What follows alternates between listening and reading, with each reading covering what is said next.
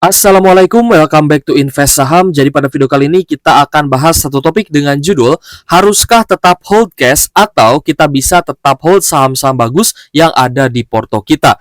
Berikut dengan JP Morgan yang meramal resesi di akhir tahun 2024 ini akan terjadi dan apakah Indonesia akan terdampak? Nah, kita akan bahas pada video kali ini, tapi sebelumnya disclaimer on. Ini bukan ajakan jual beli saham, jadi tetap do your own research guys ya. Untuk IHSG hari ini ada sedikit koreksi ya, sekitar 0,2%-an di level 7.195 dan kita melihat bukan hanya IHSG ternyata yang koreksi, namun ada Nikkei Jepang yang juga terkoreksi 0,7% dan juga Hang Seng Hong Kong ya yang hari ini bergerak mix ya, tadi sempat turun juga untuk Hang Seng Hong Kongnya seperti itu. Terkait dengan IHSG ya, hari ini yang menjadi pemberat IHSG ternyata bukan saham-saham big banks, di mana saham big banks rata-rata mengalami kenaikan. Seperti BBRI contohnya hari ini mengalami kenaikan sekitar 1%-an, lalu BBCA naik 0,5%, Bank Mandiri naik 0,3%, dan BBNI naik 1%-an juga guys ya. Di sini saya sekaligus memantau market guys. Jadi kita melihat ya ternyata TEPIA juga hari ini masih hijau 0,7%. Namun yang menjadi pemberat IHSG hari ini adalah Aman Mineral yang anjlok sekitar 7%.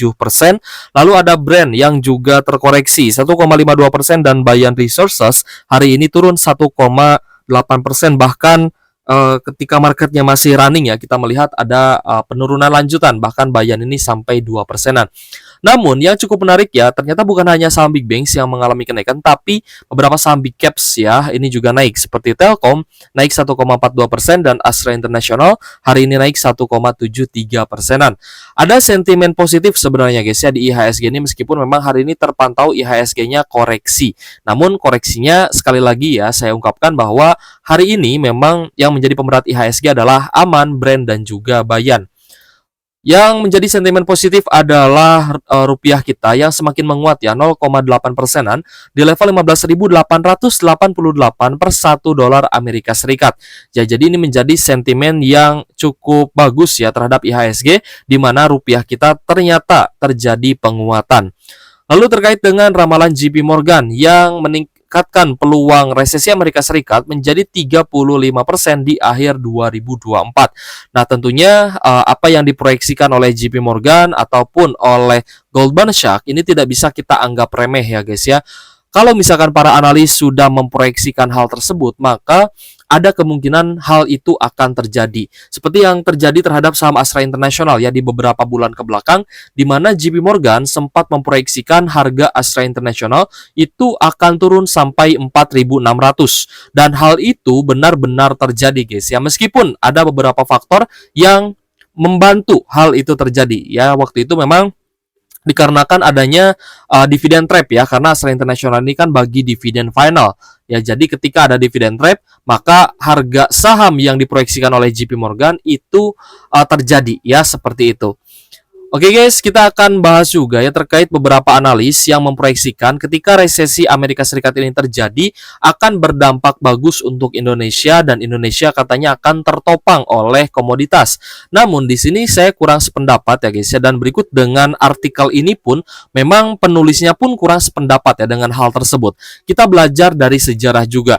Ketika terjadi resesi ya guys ya di Amerika Serikat ataupun ada big event lah di Amerika Serikat sana seperti subprime mortgage ya guys ya, teman-teman harus belajar dari pengalaman apa sih yang terjadi ketika krisis subprime mortgage ya guys ya, di mana resesi ekonomi Amerika Serikat ini tidak berdampak positif bagi Indonesia. Justru ekonomi Indonesia juga akan ikut melambat atau terseret ya guys ya oleh event-event besar atau krisis besar yang terjadi di Amerika Serikat sana.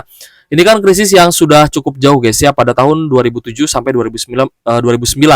Namun kalau misalkan kita flashback di beberapa tahun terakhir ya, saya ingat ketika ada bank-bank besar di Amerika Serikat yang mengalami kebangkrutan dan kekeringan likuiditas, itu juga sangat berdampak terhadap saham-saham big banks di IHSG. Jadi ketika ada perbankan yang bangkrut di Amerika Serikat sana, maka saham-saham big banks di IHSG juga ikut anjlok guys. Padahal itu kan ibaratnya berbeda perusahaan gitu ya, berbeda tempat juga. Tapi ketika ada big event di Amerika Serikat, ketika ada krisis di sana, maka bukan hanya Amerika Serikat saja yang mengalami, namun negara-negara lain pun bisa saja ikut terseret ya guys ya. Jadi kita pun jangan sesekali meremehkan. krisis resesi tidak akan terjadi ya guys ya. Nah, maka dari itu kita pun sebenarnya harus bersiap-siap melakukan antisipasi, dan nanti kalau misalkan marketnya naik ataupun turun, maka kita sudah siap untuk melakukan reaksi terhadap kondisi yang ada. Itu yang hanya bisa kita lakukan guys ya. Kita bisa mengantisipasi, yang kedua kita bisa bereaksi terhadap kondisi market. Apakah kondisi marketnya bagus, bullish, yaitu kita tinggal bereaksi saja. Ya, kita tinggal melakukan trend following. Tapi kalau misalkan kondisi marketnya sedang anjlok, ya maka tinggal kita reaksi saja juga terhadap saham-saham bagus yang sedang terdiskon. Kita ambil peluang emas itu, kita ambil saham-saham bagus di harga murah. Seperti itu guys ya. Jadi kalau misalkan kita lihat guys, memang beberapa kemungkinan resesi Amerika Serikat ini terjadi ya, bisa menyebabkan hard landing juga untuk kita, dan market IHSG juga bisa ikut anjlok ya, seperti S&P 500 ataupun Dow Jones gitu guys ya, karena memang indeks saham global itu juga bisa menyeret IHSG baik itu naik ataupun turun. Nah, namun memang untuk jadwal pemangkasan suku bunga ini kan akan dilakukan di bulan September ya, tepatnya di tanggal 18 September 2024 nanti. Jadi kita melihat guys ya, adanya potensi ketika nanti resesi ini terjadi, maka bisa saja meningkatkan peluang-peluang lain yang bisa menekan IHSG. Ya, namun dengan adanya stimulus ekonomi ya dari pemangkasan suku bunga, kita punya harapan, kita punya peluang untuk melihat market ini akan tumbuh lebih sehat, akan naik lebih tinggi lagi karena adanya stimulus ekonomi dari Federal Reserve ya, atau the Fed, seperti itu guys.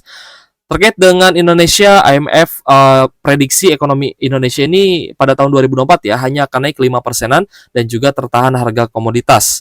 Nah, kita akan bahas juga dari sisi seasonality ya untuk IHSG, di mana pada bulan September probabilitas kenaikannya sangat kecil, hanya 17% saja. Ini di 7 tahun terakhir guys ya. Kita ambil datanya 7 tahun terakhir, ternyata probabilitas kenaikan saham di bulan September untuk closingnya itu hanya 17%. Ingat guys, di seasonality ini angka-angkanya adalah angka closing ya guys ya. Jadi penutupan IHSG ketika tutup buku di bulan tersebut, apakah ada koreksi atau ada kenaikan. Nah, untuk bulan Agustus ini memang belum fix ya, karena masih running, bulan Agustusnya masih tanggal 8 juga. Jadi untuk IHSG di bulan Agustus ini masih berubah hijau ataupun akan merah lagi.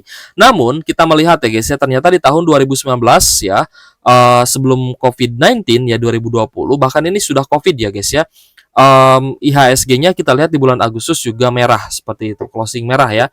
Namun gini guys, kalau misalkan September memang benar-benar closing merah, berarti big event dari The Fed, yaitu pemangkasan suku bunga tanggal 18, bisa juga memicu penurunan harga saham. Nah, jadi ini kan cukup dilema guys ya untuk kita. Apakah lebih baik kita hold cash atau lebih baik kita hold saham? Gitu ya, karena saya banyak nih saham yang masih merah, tapi sahamnya saham bagus Kak, gimana dong? Saya cashnya tidak terlalu besar gitu ya. Jadi apakah saya harus cut loss, apakah saya harus jualan atau bagaimana? Ya kan sayang banget ya kalau misal kita punya saham-saham bagus, rutin bagi dividen, tapi harga sahamnya masih merah gitu ya, masih tertekan dan kita masih floating loss, kan sayang banget untuk kita cut loss. Nah, maka dari itu kita akan kasih jawaban ke teman-teman. Jadi lebih baik hold cash atau hold saham gitu guys ya. Yang pertama adalah beberapa investor itu memang tidak tega untuk melakukan cut loss di saham yang rutin bagi dividen. Jadi untuk saham-saham yang rutin bagi dividen, kalau misalkan teman-teman memang tidak ada niatan untuk cut loss, ya jangan cut loss gitu ya. Tapi tetap kembali ke prinsip investasi saham, yaitu buy and hold saham yang rutin bagi dividen. Karena prinsip investasi adalah buy and hold, seperti itu. Namun ya guys ya, ketika teman-teman menerapkan prinsip investasi ini ya guys ya, dengan tidak menjual saham-saham bagus yang rutin bagi dividen, maka konsekuensinya adalah teman-teman harus menerapkan strategi cicil beli atau dollar cost averaging. Ibaratnya teman-teman tetap akan melakukan cicil beli saat harga sahamnya turun dengan uang yang ada. Jadi berapapun uang yang ada, teman-teman nanti harus bisa mencicil beli ya ketika harga sahamnya turun. Bukan cicil beli ketika harga sahamnya naik. Ini pun sudah kita bahas kemarin, seperti itu. Jadi kalau misalkan menurut poin pertama ini ya guys ya, dengan kondisi teman-teman pegangnya saham-saham bagus dan juga rutin bagi dividen, maka lebih baik jangan cut loss, silahkan di hold dan tetap gunakan metode dollar cost averaging, beli saham bagus di harga bawah atau ketika terkoreksi seperti itu. Lalu yang kedua ya, ada beberapa investor yang memang dia itu tidak tega dan memang ada strategi ya guys ya, sehingga melakukan cut loss untuk sebagian sahamnya dengan tujuan untuk menunggu marketnya turun atau nantinya akan membeli saham bagus ketika harganya turun ya guys ya. Jadi ada beberapa investor yang juga sebenarnya memilih untuk melakukan cut loss ya terhadap sebagian sahamnya. Jadi sebagian investor juga memilih untuk pegang cash menjelang cut trade, tujuannya adalah untuk ambil peluang emas ketika marketnya ternyata malah down ya. Nah, jadi beberapa poin penting yang harus kita perhatikan adalah kita harus mengantisipasi ya adanya beberapa big event di luar negeri ya. Kondisi geopolitik kita juga belum bagus ya. Di Timur Tengah juga ada peperangan ya antara Iran dan juga Israel.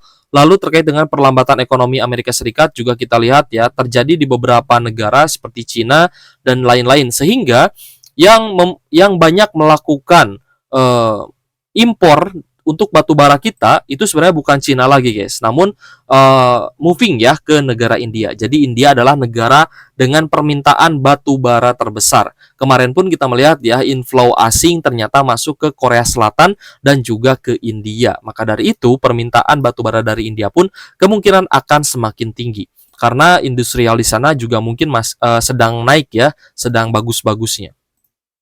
Oke guys, lalu ada beberapa event lainnya yang juga diungkapkan ya, bukan hanya oleh saya tapi oleh para analis lain, yaitu adalah window dressing ya guys ya. Katanya sih terjadi window dressing ini di kuartal akhir 2024 ini.